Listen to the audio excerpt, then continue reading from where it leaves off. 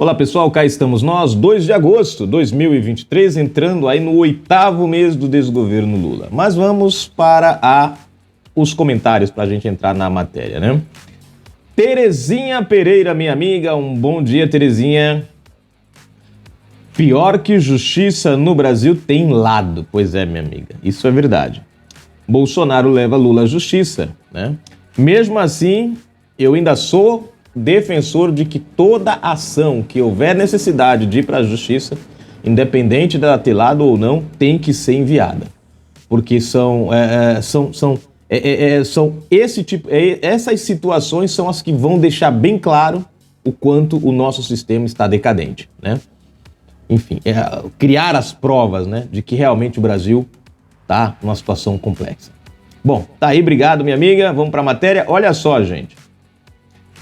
CPMI vai apurar irregularidades. Vocês não ouviram errado. Olha só. Eu tô com a CPI do MST na cabeça. CPMI vai apurar irregularidades sobre o COAF, quebra de sigilo nas contas de Bolsonaro. Exatamente. Lembram da quebra de sigilo de Bolsonaro? Então, existe 2 suspeitas, né, da quebra de sigilo, daquele negócio dos 17 milhões de reais. E sabe, gente, é incrível como os caras fazem ação contra Bolsonaro na intenção de prejudicar e só fortalece. E só fortalece. Eles acharam que ao divulgar, né, que Bolsonaro tinha recebido 17 milhões de reais e que esses 17 milhões estavam aplicados na renda fixa, eles acharam que isso daí ia transformar Bolsonaro no malvadão. As pessoas ajudaram e ele pegou o dinheiro e colocou na renda física e aquela coisa toda. Pois é, foi o contrário, gente. Muita gente que disse que colaborou, disse que se precisar até colaborava de novo. E nós temos até um ex-ministro do TSE que colaborou com o Bolsonaro. E ele falou a mesma coisa, ele disse, colaborei, se precisar, faço tudo de novo. Quer dizer, ao invés de denegrir a imagem do cara, só enaltece. Primeiro por quê? Porque Bolsonaro, se você lembrar, esses valores não é apenas agora dessa última ação que foi para pagar as multas. Não, esses valores vêm desde janeiro até agora. A mídia quer que você acredite que foi nesse último Pix. Quando foi divulgado, eles falam assim, ó, Pix para pagar multa de Bolsonaro rendeu 17 milhões de reais. Eu vi esse tipo de título.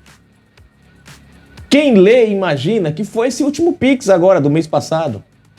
Daquelas multas lá das sanitárias de São Paulo que foram aplicadas contra Bolsonaro pelo governo Dória. Quem lê a matéria de cara pensa que foi... Não, e não, gente. É igual a história dos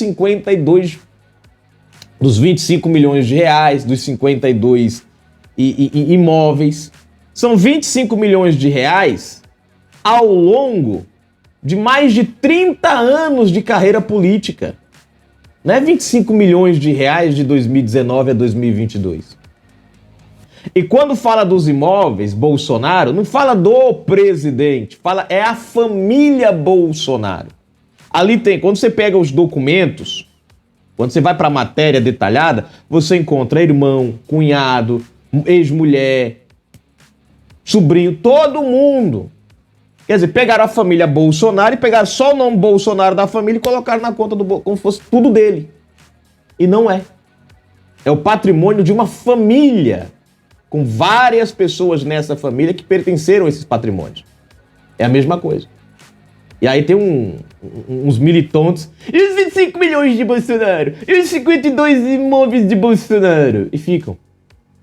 Mas os caras ficam calados com os mais de 5 milhões de reais da renda fixa de Lula. Os caras esquecem disso, mas nós não. Você vê que coisa, renda fixa. Mas deixa pra lá, né? A questão, gente, é o quê? Bolsonaro pegou o dinheiro e aplicou na renda fixa. Por quê? Para esse dinheiro nem ficar parado na conta dele e para esse dinheiro também não se misturar com os gastos pessoais dele e ele acabar gastando com outras coisas. Então você põe na renda fixa, o dinheiro tá lá guardado, as multas ainda não foram determinadas nem estipulado a data que ele tem para pagar, ou seja, o processo ainda está rolando, tem ação para ele entrar para ver se ele consegue reverter ainda, o processo não acabou, e o dinheiro está lá guardado e investido. No momento que sair os resultados e as decisões, e ele acabar sendo condenado, ele só vai lá, pega o dinheiro e paga. Simples assim. Mas aí soltaram que é para tentar denegrir a imagem do cara. Bom, no meu ponto de vista, só mostrou que o cara é inteligente, só mostrou que o cara é responsável, né? Pegou o dinheiro e investiu enquanto o processo está rolando. Assim o dinheiro está garantido, na hora que chegar na precisão, o dinheiro está lá, ainda com lucro ainda. Tá errado isso? Não. Pelo contrário. O cara fez certíssimo. Agora, o problema é que teve os vazamentos. E a desconfiança tá entre o próprio COAF ou alguém dentro da CPMI. É por isso que a CPMI vai investigar os... Porque você vai falar, o que tem a ver a CPMI com o COAF? Com esse fato, a CPMI é para investigar o 8 de janeiro, não para investigar o vazamento de Bolsonaro. É aí que entra a questão da CPMI. Porque quem está tendo acesso aos documentos sigilosos, a dados financeiros sigilosos, a CPMI.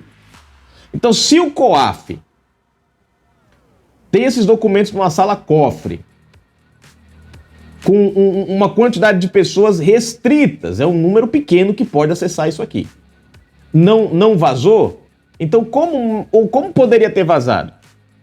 Se outras pessoas pudessem ter tido acesso, através de um pedido judicial, através de uma ação, a esses dados sigilosos. E aí é onde entra a CPI, que está tendo acesso a muitos documentos sigilosos, né, usando como prerrogativo o 8 de janeiro. Então, eles vão investigar. Há uma suspeita de que assessores da Elisiane Gama, né, que é a relatora da CPMI, estão envolvidos nisso aqui. E se eles estão envolvidos, e se houve, né, atuação da CPMI, de membros da CPMI, então mostra claramente que essa CPMI está comprometida. Ou pelo menos alguns membros dela estão comprometidos. Não em encontrar a verdade, mas em criar uma verdade. E nessa verdade é tentar denegrir a imagem de Bolsonaro e esconder os verdadeiros criminosos do 8 de janeiro. Por que você vazaria os dados de Bolsonaro se não fosse para mudar o foco da CPMI e para descredibilizar o cara? E tornar, assim, a população passível de acreditar que ele está envolvido no 8 de janeiro. Sim ou não? Vamos para a matéria? Se você não é inscrito no canal, se inscreve agora mesmo, ativa o sininho das notificações, marque a opção receber todos os vídeos, comente, compartilhe, deixe seu like. Na descrição do vídeo, chave Pix. Seja um colaborador do nosso canal, ajude o nosso trabalho, as nossas lives todos os sábados, às 20 horas 30 minutinhos. Aqui o seu comentário ganha voz. No final da descrição, links para as nossas redes sociais, Twitter, Trends, as matérias estão lá, hein? Segue a gente. Bom, como eu disse, é uma suspeita. Elisiane e assessores podem não ter nada a ver, mas saiu esse comentário.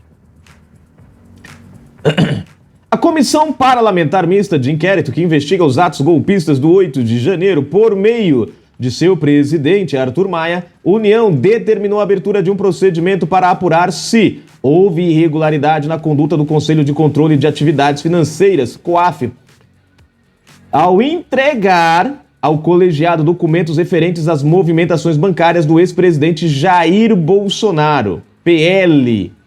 A decisão ocorre após pedido de opositores do governo, lido por Magno Malta, PL do Espírito Santo, que alegavam diversas irregularidades na produção e no envio do relatório sobre o ex-presidente ao colegiado. Segundo Maia, como as acusações são muitas e de difícil comprovação imediata, ele optou por receber a questão de ordem em uma espécie de apuração preliminar antes de decidir se acata ou não o pedido. Eu estou recolhendo a questão de ordem e determinando a apuração, explicou Maia pouco depois de informar que não estava deferindo nem indeferindo o pedido. Parlamentares bolsonaristas argumentaram que o órgão extrapolou o pedido inicial de informações feito pela CPMI, ao entendimento, por exemplo, de que as datas usadas pelo COAF no relatório não coincidem com a solicitação. Outro apontamento seria de que o alvo era Mauro Cid e não Bolsonaro.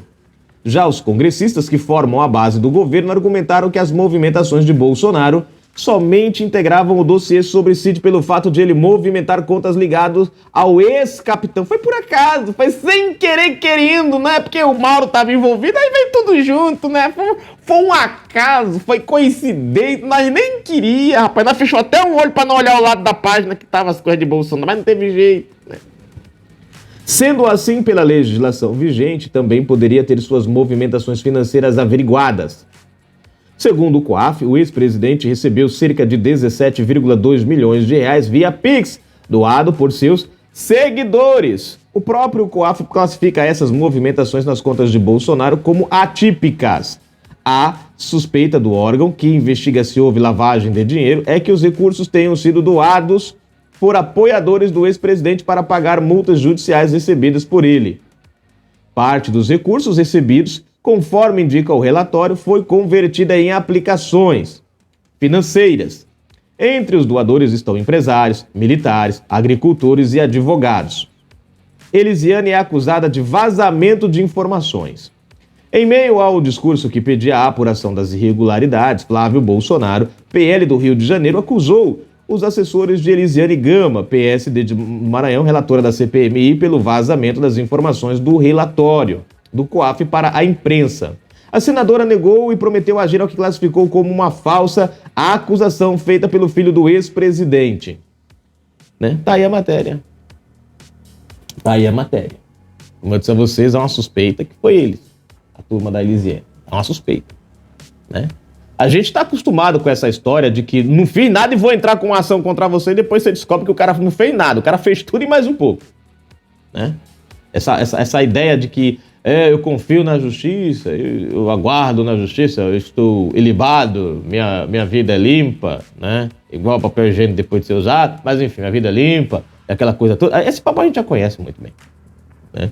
Agora vamos aguardar. Você vê que engraçado, né? A atuação da esquerda como ela é. Qualquer quebra de sigilo contra qualquer um dos aliados é um Deus nos acuda, é inconstitucional. Né? É inconstitucional. Agora, você vê, contra Bolsonaro não tem nada a ver. Mauro Cid estava preso.